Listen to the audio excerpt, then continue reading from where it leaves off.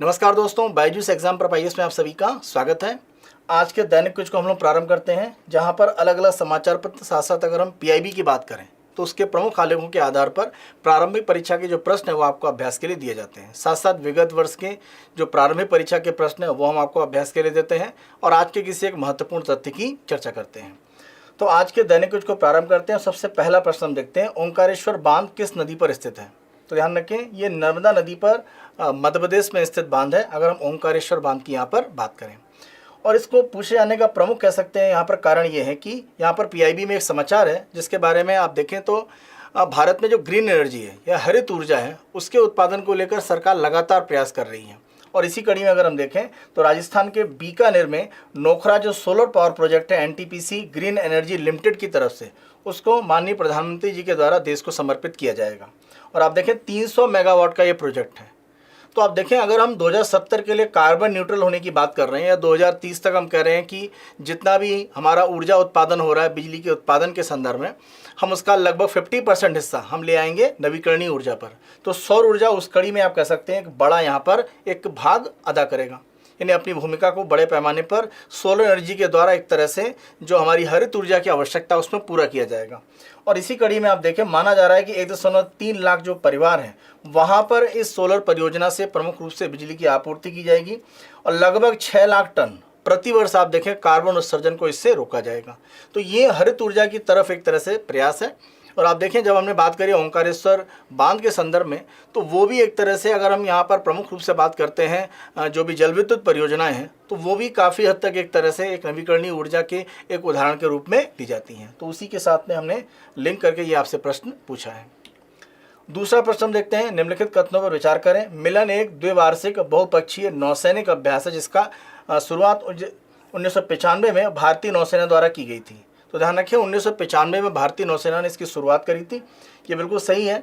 और आप देखें यहाँ पर कई देशों की जो नौसेना है वो एक तरह से भाग लेती हैं।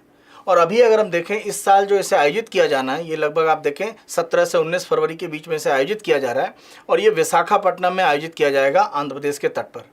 तो वहाँ पर लगभग माना जा रहा है कि लगभग 50 देश इसमें भाग लेंगे। तो आप कह सकते हैं बड़ी संख्या में अलग अलग जो देश हैं उनकी नौसेना इस मिलन एक्सरसाइज में भाग लेंगी। तो पहला कथन यहाँ पर आपका सही है। दूसरे की बात करें, क्षेत्र में सभी के लिए सुरक्षा और विकास, अगर हम सागर की फुल फॉर्म देखें, security and growth for all in the region. तो प्रधानमंत्री जी की तरफ से ये जो सागर शब्द है, अगर हम हिंद महासागर क्षेत्र की बात करें तो वहाँ पर सभी के सुरक्षा और विकास की स्थितियों को बढ़ावा देने के लिए सागर पहल एक तरह से शुरू की गई थी। इसी के साथ साथ आप देखें, हिंद महासागर क्षेत्र में शांति, स्थिरता और समृद्धि को सुनिश्चित करने के लिए सागर पहल को लेकर भारत आगे बढ़ रहा है। और ये जो मिलन एक्सरसाइज है उसी कह सकते हैं कड़ी में एक प्रक्रिया है जिससे कि अलग अलग देशों की जो नौसेनाएं हैं वो मिलकर सहयोग कर आगे काम कर सकें। यहाँ पर आप ये भी ध्यान रखें कि हमारी जो लुक ईस्ट पॉलिसी है उसके अंतर्गत भी हमारा एक प्रयास प्रमुख रूप से था कि अलग अलग जो देश हैं, अगर हम पूर्वी एक तरह से एशिया के जो देश हैं उनके साथ संबंधों की मजबूती की बात कर रहे थे। और उसी कड़ी में बहुत सारे पूर्वी एशिया के जो देश हैं या साउथ ईस्ट एशिया के देश हैं वो भी मिलन एक्सरसाइज में अपनी नौसेना को यहाँ पर भेजते हैं। तो यहाँ दूसरा कथन भी सत्य है, दोनों सत्य हैं, इसीलिए उत्तर है हमारा सी। 1 और 2 दोनों सत्य हैं। और प्रश्न के प्रमुख रूप से पूछने का आधार ये है कि जब हम मिलन एक्सरसाइज की बात कर रहे हैं तो यहाँ पर आप देखें कि यूएसए, रूस और ईरान, जैसे यूएसए और ईरान की अगर हम बात करें तो आपस में ध्रुव विरोधी हैं। साथ साथ रूस और अमेरिका में भी आप देखें एक तरह से विरोध की स्थिति रहती है। लेकिन तीनों जो देश है वो भी आप देखें मिलन एक्सरसाइज में यहाँ पर भाग लेने वाले हैं। तो बहुपक्षीय जो मिलन एक्सरसाइज है नौसेना की तरफ से, उसमें अमेरिका, रूस और ईरान तीनों की तरफ से भागीदारी की जाएगी। तीसरे प्रश्न को हम देखते हैं, निम्नलिखित कथनों पर विचार करें। नई रोशनी योजना का उद्देश्य ग्रामीण और शहरी क्षेत्रों में सभी शेष गैर विद्युतीकृत घरों को अंतिम कनेक्टिविटी और बिजली कनेक्शन द्वारा ऊर्जा पहुंच प्रदान करना। देखिए, नई रोशनी योजना, पहली बात तो यहाँ पर यह ध्यान रखें कि ये एक तरह से अल्पसंख्यक के साथ में जुड़ी हुई है और उसमें भी अगर हम देखें तो अल्पसंख्यक महिलाओं को एक तरह से उनके विकास की स्थिति, उनके सशक्तिकरण की स्थिति, उसको मजबूत करने के लिए नई रोशनी योजना सरकार की तरफ से संचालित है। इसमें कोशिश ये है कि अल्पसंख्यक महिलाओं को प्रमुख रूप से आप देखें, जैसे वित्तीय जागरूकता या डिजिटल स्थितियों को कैसे उपयोग करना है उसके बारे में उनको एक तरह शिक्षित करना। साथ साथ अगर हम देखें स्वच्छ भारत अभियान या अन्य प्रकार के जो भी स्किल हो सकते हैं उसके संदर्भ में अल्पसंख्यक महिलाओं को इस नई रोशनी योजना में एक तरह से अलग अलग प्रकार के जो भी कह सकते हैं कि एक नॉलेज है वो सरकार की तरफ से उपलब्ध कराई जाती है। तो इसका उद्देश्य अल्पसंख्यक महिलाओं में सशक्तिकरण और विकास की स्थितियों को बेहतर करना है। तो पहला विकल्प यहाँ पर आपका असत्य हो जाता है। दूसरा, गरीब घरों की महिलाओं को जमा युक्त यानी किसी भी तरह का आपको सिक्योरिटी डिपॉजिट देने की जरूरत नहीं होती है एलपीजी कनेक्शन प्राप्त करने के लिए। किसमें? प्रधानमंत्री उज्ज्वला योजना में।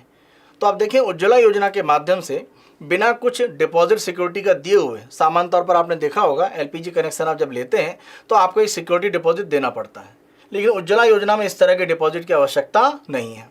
तो एलपीजी कनेक्शन की एक तरह से जो पहुंच है वो गरीबों तक एक तरह से बढ़ाने के लिए इस उज्ज्वला योजना में सरकार ने ये प्रावधान किया था। तो दूसरा कथन सत्य है, पहला गलत है, यानी केवल दूसरा सत्य है। तो उत्तर हमारा बी, केवल 2 सत्य है। अब यहाँ पर इस प्रश्न का प्रमुख रूप से आधार ये है कि अगर हम भारत में एलपीजी के संदर्भ में देखें तो यहाँ पर एक आंकड़ा आप देखें और 5 वर्ष के संदर्भ में यह आंकड़ा प्रमुख रूप से दिया गया है। यानी अगर हम 2017-18 से आंकड़े को देखें 2022-23 के लिए, तो यहाँ पर आयात की अगर हम बात करें तो जितना हम एक तरह से प्रमुख रूप से एलपीजी का आयात करते हैं उसमें आप देखें 60% की वृद्धि हुई है। यानी आज से 5 साल पहले जितना हम करते थे उसका 60% ज़्यादा कर रहे हैं, यानी 18.3 मिलियन मीट्रिक टन कर रहे हैं 22-23 में, जबकि 17-18 में ये केवल 11.4 मिलियन मीट्रिक टन था। तो इसका बड़ा कारण क्या हो सकता है? बड़ा कारण ये है कि जो यहाँ पर इसकी मांग है उपभोक्ताओं में वो बढ़ी है, और उज्ज्वला योजना से जैसे जैसे लाभार्थी बढ़े हैं, ज़्यादा से ज़्यादा एलपीजी कनेक्शन लोगों तक पहुँचे हैं, एलपीजी की मांग कहीं ना कहीं बढ़ी है। और इसी 5 साल में आप देखें केवल 4% घरेलू एलपीजी प्रोडक्शन बढ़ा है। यानी हम जितनी डिमांड बढ़ा रहे हैं, डिमांड कितनी बढ़ा रहे हैं? 22%। तो यहाँ पर 5 साल में डिमांड 22% बढ़ी है, लेकिन घरेलू एलपीजी उत्पादन केवल 4% बढ़ा है। तो ये 18% का जो गैप है वो फिल करने के लिए हमें आयात पर अपनी निर्भरता को बढ़ाना पड़ रहा है। तो ये हमारे लिए एक चिंता की स्थिति है, क्योंकि कहीं ना कहीं आयात की निर्भरता का मतलब ये है कि विदेशी मुद्रा के संदर्भ में ज़्यादा व्यय हमारा बढ़ता है। तो ये सरकार के लिए चिंता का विषय भविष्य में हो सकता है। अगले प्रश्न को देखते हैं और ये एक वैक्सीन के संदर्भ में है। निम्नलिखित कथनों पर विचार करें। सर्वावैक भारत का पहला स्वदेशी रूप से विकसित क्वाड्रीवैलेंट। ये क्वाड्रीवैलेंट अगर हम यहाँ पर अगर बात करते हैं तो क्वाड्रीवैलेंट का मतलब है कि 4 अलग अलग जो वेरिएंट है उस पर ये वैक्सीन एक तरह से प्रभावी होगी, और ये प्रमुख रूप से ह्यूमन पैपिलोमा वायरस यानी अगर हम यहाँ पर बात करते हैं एचपीवी, उसके संदर्भ में ये वैक्सीन है। तो इस वैक्सीन के माध्यम से यानी सर्वावैक के माध्यम से आप देखें कि अलग अलग एचपीवी यानी ह्यूमन पैपिलोमा वायरस के जो 4 प्रकार हैं, यानी टाइप 6, टाइप 11, टाइप 16 और टाइप 18, ये सभी चारों वेरिएंट पर प्रभावित है। यानी उसको एक तरह से उनका जो प्रभाव है उसको रोकने में सक्षम है। इसीलिए आप देखें इसे क्वाड्रीवैलेंट कहा गया है। कभी कभी आप देखें पेंटावैलेंट आप सुनते हैं, यानी 5 अलग अलग वेरिएंट पर प्रभावी होगी, तो ये 4 पर इसीलिए क्वाड्रीवैलेंट से कहा गया है। तो पहला कथन यहाँ पर आपका सही है। दूसरा, इसे भारत बायोटेक इंटरनेशनल लिमिटेड द्वारा विकसित किया गया है। तो यहाँ पर आप प्रमुख रूप से ध्यान रखें कि इसे सीरम इंस्टीट्यूट ऑफ इंडिया उसके द्वारा विकसित किया गया, न कि भारत बायोटेक के द्वारा। तो इस आधार पर दूसरा कथन यहाँ पर आपका गलत है, केवल पहला सत्य है। यानी उत्तर हमारा ए, केवल 1 सत्य है। यहाँ पर प्रश्न का प्रमुख रूप से आधार ये है कि रूसी राष्ट्रपति व्लादिमीर पुतिन के द्वारा एक तरह का क्लेम किया गया है कि वैश्विक स्तर पर अलग अलग प्रकार के जो कैंसर है उनके संदर्भ में जो वैक्सीन की स्थितियाँ हैं उनको धीरे धीरे और एक तरह से विकसित करने के संदर्भ में जो स्थितियाँ हैं वो मजबूत हो रही हैं। यानी रूस में जो अनुसंधान हो रहे हैं उसमें अलग अलग जो कैंसर के प्रकार हैं उनके इलाज के लिए वैक्सीन की स्थितियों को विकसित करने में वहाँ पर बेहतर काम किया जा रहा है। और हमने अभी जिस वैक्सीन की यहाँ पर बात करी जो क्वाड्रीवैलेंट यहाँ पर डेवलप की गई है, अगर हम सर्वावैक की बात करें तो ये भी एचपीवी के अलग अलग जो वेरिएंट है उन पर एक तरह से प्रभावी है। तो उस आधार पर आप कह सकते हैं वैक्सीन विकास की स्थिति वैश्विक स्तर पर काफ़ी तेजी से आगे बढ़ रही है। दैनिक क्विज के दूसरे भाग में आ जाते हैं, जहां पर हम विगत वर्ष के प्रारंभिक परीक्षा के जो प्रश्न हैं यूपीएससी के वो आपको अभ्यास के लिए देते हैं। आज 2021 की प्रारंभिक परीक्षा का प्रश्न हमने यहाँ पर चुना है। प्रश्न को देखते हैं। निम्नलिखित में से कौन प्राचीन भारतीय धार्मिक गीतों के अंग्रेजी अनुवाद सॉन्ग्स ऑफ प्रेजेंट से जुड़ा हुआ है? तो ध्यान रखें ये महात्मा गांधी के द्वारा एक तरह से यहाँ पर आप देखें ये जो सॉन्ग्स ऑफ प्रेजेंट है वो प्रमुख रूप से लिखा गया है। यहाँ पर आप देखें ये एक तरह का अनुवाद है, यानी अलग अलग भाषा में आप देखें भारत के स्वतंत्रता आंदोलन में जिन जिन लोगों के द्वारा जो भी अलग अलग गीत लिखे गए या जो भी लिरिक्स एक तरह से उनके द्वारा अलग अलग जैसे गुजराती, मराठी उन भाषाओं में लिखा गया, उसका अनुवाद करके आप देखें प्रमुख रूप से ये इंग्लिश में अनुवाद सॉन्ग्स ऑफ प्रिजन के नाम से महात्मा गांधी के द्वारा एक तरह से किया गया था। तो यहाँ पर उत्तर है हमारा सी, मोहनदास करमचंद गांधी, जिन्हें हम महात्मा गांधी भी कहते हैं। आज के तथ्य की हम बात करते हैं जो हमारे दैनिक क्विज का तीसरा और अंतिम भाग है, जहां पर हम चर्चा करेंगे पश्चिमी विक्षोभ की यानी वेस्टर्न डिस्टर्बेंस की। और आप देखें जब हम यहाँ पर वर्तमान में लगभग शीतकाल के समय में चल रहे हैं, भारत में शीतकाल लगभग आप कह सकते हैं कि समाप्ति की ओर है, और स्थिति जो शीतकाल का समय रहता है खासतौर से अगर हम दिसंबर, जनवरी, फरवरी की बात करते हैं, उसमें अगर हम मार्च को भी शामिल कर लें तो ये जो 4 महीने का है दिसंबर, जनवरी, फरवरी, मार्च, इसमें अगर हम देखें तो जो पछुआ विक्षोभ है वो काफ़ी महत्वपूर्ण हो जाता है खासतौर से जनवरी फरवरी के महीने में। देखिए यहाँ पर शब्द उपयोग किया जा रहा है पश्चिमी, या जिसे हम पछुआ भी कह देते हैं।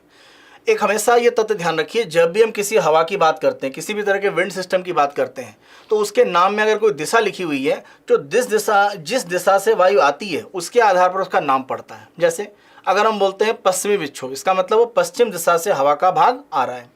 जैसे हमने बोला कि पूर्वैया, जैसे हमने आम बोलचाल की भाषा में हम बोलते हैं पछुआ मतलब पश्चिम से। इसी तरह से वेस्टर्लीज मतलब वेस्ट से आ रही, ईस्टर्लीज मतलब ईस्ट से आ रही है। तो पहला ये ध्यान रखिए कि ये पश्चिम की तरफ से आने वाले एक तरह के डिस्टर्बेंस हैं, और इन्हें एक तरह से आप कह सकते हैं कि एक्स्ट्रा ट्रॉपिकल एक तरह के ये साइक्लोन है। तो ये चक्रवात है, लेकिन आप देखें उष्णकटिबंधीय क्षेत्र से अलग हटके, क्योंकि अगर हम यहाँ पर चक्रवातों की बात करते हैं, जैसे कर्क रेखा का हिस्सा आप देखें तो कर्क रेखा से ऊपर के भाग में एक तरह से बनता है। तो जहाँ पर हम बोलते हैं एक तरह से शीतोष्ण जो चक्रवात हैं उनकी श्रेणी में इनको हम डाल सकते हैं। तो ये इसीलिए एक्स्ट्रा ट्रॉपिकल कहे जाते हैं। तो ये जरा आप ध्यान रखिए। तो ये आपके चक्रवात जरूर, लेकिन उष्णकटिबंधीय नहीं है, उससे अलग क्षेत्र से आपके एक तरह से संबंधित है। और भूमध्य सागर का जो भाग है वहाँ पर प्रमुख रूप से आप देखें तो ये जो चक्रवात हैं वो एक तरह से उठते हैं। तो भूमध्य सागर के क्षेत्र में माना यह जाता है कि भूमध्य सागर साथ साथ अगर हम यहाँ पर काला सागर की बात करें या कैस्पियन सागर की बात करें, इनके द्वारा प्रमुख रूप से जो नमी है वो एक तरह से इन विक्षोभों को दी जाती है। और यहीं पर आप देखें कि पृथ्वी के चारों ओर एक जेट स्ट्रीम का कह सकते हैं कि एक जो प्रवाह है वो हमारे वायुमंडल में होता है, जिसको हम बोलते हैं वेस्टर्ली जेट स्ट्रीम, यानी जिसको हम पश्चिमी जेट स्ट्रीम के नाम से जानते हैं। तो होता ये है कि माना यह जाता है कि ये जो चक्रवातों का निर्माण है इनके संदर्भ में प्रमुख रूप से 2 बड़े कारण उत्तरदायी हैं। पहला कारण ये है कि ये जो आर्कटिक का क्षेत्र है यहाँ पर जो भी एक तरह से ठंडी स्थिति है, जो तापमान बहुत कम है, साथ साथ अगर हम बात करते हैं एक तरह से जो भी प्रमुख रूप से आपका इलाका है भूमध्य सागर का, यानी अगर हम भूमध्य रेखा के आसपास के क्षेत्र की बात करते हैं, भूमध्य सागर तो मान लीजिए ऊपरी भाग है, लेकिन अगर हम भूमध्य रेखा से ऊपर के एरिया की बात करते हैं, भूमध्य सागर के आसपास के इलाके की बात करते हैं, तो आर्कटिक का इलाका वहाँ से आप देखें एक तरह से कम तापमान का हिस्सा। साथ साथ अगर हम बात करते हैं भूमध्य रेखा, तो वहाँ पर एक तरह से हमको प्रमुख रूप से प्राप्त क्या होता है, यहाँ पर हम देखें ठंडी का यानी कम तापमान, और यहाँ पर एक तरह से अधिक तापमान, यानी यहाँ से हमको प्रमुख रूप से जो हीट का भाग है वो एक तरह से यहाँ पर प्राप्त होता है जो भूमध्य रेखा के क्षेत्रों से संबंधित है, और जो आर्कटिक का भाग है वहाँ से ठंड का हिस्सा जो न्यूनतम तापमान है। तो उन दोनों के कह सकते हैं मिलने के कारण, यानी एक जगह गर्म और कह सकते हैं नमी युक्त हवा और दूसरी तरफ ठंडी और सूखी हवा, उनके मिलने से आप देखें ये जो चक्रवात है उनके निर्माण होते हैं भूमध्य सागर में, मेडिटेरियन सी में। और ये जो जेट स्ट्रीम है ये आप देखें पूरी पृथ्वी पर इस तरह से पश्चिम, यानी जो वेस्टर्ली जेट स्ट्रीम है वो पश्चिम से पूर्व की ओर चलती है, और इसी जेट स्ट्रीम के प्रभाव में आप देखकर आकर ये चक्रवात एक तरह से पश्चिम से पूर्व की ओर गति करते हैं, यानी पश्चिम से आ रहे हैं तो हमको क्या बोलते हैं, पश्चिमी विक्षोभ। और माना जाता है कि लगभग दिसंबर, जनवरी, फरवरी, मार्च में, यानी ये जो आपके महीने होते हैं खासतौर से जनवरी फरवरी में भारत का जो एक तरह से उत्तरी पश्चिमी यानी नॉर्थ वेस्ट भाग है वहाँ पर प्रमुख रूप से वर्षा के लिए उत्तरदायी है, खासतौर से पंजाब, हरियाणा और साथ साथ अगर हम पश्चिमी उत्तर प्रदेश की बात करें। और अगर कभी कभी ये डीप रहते हैं तो ये पूर्वी भारत के इलाकों पर भी एक तरह से प्रभाव डालते हैं। साथ साथ आप देखें ये पछुआ जो विक्षोभ है वो अगर हम यहाँ पर पश्चिमी हिमालय के इतर क्षेत्रों की बात करें तो वहाँ पर बर्फबारी या स्नोफॉल के लिए भी काफ़ी हद तक उत्तरदायी रहते हैं। तो आप कह सकते हैं कि जो प्रमुख नदियाँ हैं, जैसे अगर हम गंगा की बात करते हैं, साथ साथ यमुना की बात करें, या अगर हम बात करते हैं ब्रह्मपुत्र की जो भी, या अगर हम यहाँ पर सतलज की बात करें, सिंधु की बात करें, तो जो बड़ी नदियाँ हैं उनके लिए आप देखें कि जो सर्दी का समय उसमें जो स्नोफॉल का हिस्सा है वो इन पछुआ विक्षोभों के कारण बढ़ता है। तो वो भी आप कह सकते हैं कि जो हमारी एक जल सुरक्षा है, वाटर सिक्योरिटी, उसके लिए भी काफ़ी ज़रूरी होता है। तो ये पछुआ विक्षोभ आप देखिए सकारात्मक रूप में एक तरह से हमारे यहाँ खासतौर से अगर हम बात करते हैं रबी की जो फसल है उसमें भी प्रमुख रूप से अगर हम बात करें गेहूं की फसल, उस पर बहुत ज़्यादा प्रभाव डालते हैं। तो माना जाता है कि पछुआ विक्षोभ में ये जो बारिश होती है जनवरी फरवरी मार्च के समय में, ये गेहूं की फसल के लिए आप कह सकते हैं बिल्कुल एक तरह से एक अमृत के रूप में मानी जाती है। लेकिन कभी कभी होता ही है कि यहाँ पर अगर जैसे ओलावृष्टि हेलस्टॉर्म जैसी स्थिति आती है तो बड़े पैमाने पर फसल है उसमें नुकसान भी होता है। और अगर मान लीजिए बारिश ज़्यादा तेज हो गई तो पर्वतीय क्षेत्रों में लैंडस्लाइड या बाढ़ अन्य तरह की दुर्घटनाएं भी हो सकती हैं। लेकिन सकारात्मक पक्ष में ये रबी की फसल के लिए काफ़ी महत्वपूर्ण रहता है। अब पछुआ विक्षोभ के निर्माण के लिए प्रमुख रूप से आप देखें तापांतर एक बड़ा पक्ष होता है, यानी जो भूमध्य रेखा और साथ साथ आर्कटिक के टेम्परेचर का डिफरेंस है वो बड़ा एक रोल अदा करता है। लेकिन अगर हम यहाँ पर देखें 2020 से लेकर 2023 3 साल में अगर हम देखें तो लगातार ये जो हमारे दक्षिण अमेरिका महाद्वीप का एक तरह से जो पश्चिमी तट है या हम प्रशांत महासागर का पूर्वी तट देखें तो ला नीना लगातार 3 साल से बना हुआ है। और ला नीना में हमेशा तापमान कम रहता है क्योंकि जब एल नीनो आता है तो तापमान यहाँ पर बढ़ता है। तो तापमान कम रहने से आप देखें जो तापांतर है वो उतना नहीं आ पा रहा है। तो जो पछुआ विक्षोभ है वो थोड़े से कमज़ोर हुए हैं। तो एक कारण क्या है कि पछुआ विक्षोभ की स्थितियां पिछले 2-3 साल में अगर कम हुई हैं, उसका एक बड़ा कारण ये है कि ला नीना लगातार 3 साल से एक तरह से जो पश्चिमी भाग है, यानी अगर हम दक्षिण अमेरिका महाद्वीप के पश्चिमी तट की बात करें वहाँ पर प्रभाव डाल रहा है। तो इसलिए कहीं ना कहीं पछुआ विक्षोभ में कुछ कमी आई है।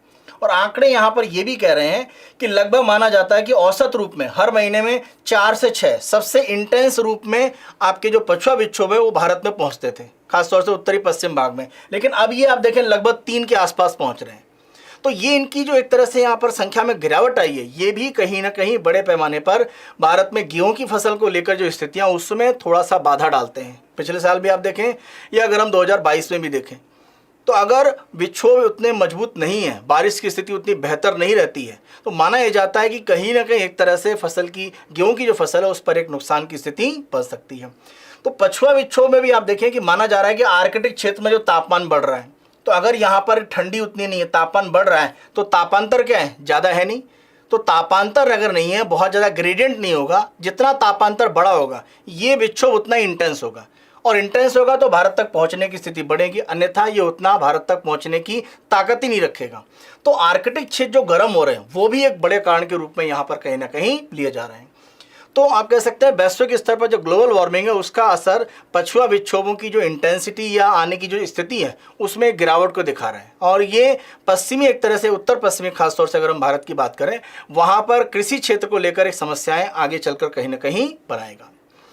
तो आज के तत्व में हमने पश्चिमी विक्षोभ के संदर्भ में चर्चा करी जो हमारे कृषि क्षेत्र, साथ साथ अगर हम देखें मानसून के बाद की जो बारिश होती है या मानसून आने के पहले जो सर्दियों में बारिश होती है उसका एक बड़ा हिस्सा बनाने के लिए उत्तरदायी रहता है, लेकिन उसकी जो कमी है वो यहाँ पर एक चिंता का विषय है। तो आज के इस तथ्य के साथ में ही आज का हमारा जो दैनिक क्विज है उसको हम समाप्त करते हैं। उम्मीद है कि दैनिक क्विज की हमारी ये पहल आप लोगों को पसंद आ रही है। अगर आप लोग पसंद कर रहे हैं तो अधिक से अधिक संख्या में लाइक करें।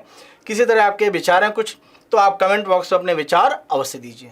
तो आज के सत्र को यहीं पर समाप्त करते हैं। कल दैनिक क्विज के नए अंक में आप लोगों से पुनः मुलाकात होगी। आप सभी अपना बेहतर तरीके से ध्यान रखें। धन्यवाद।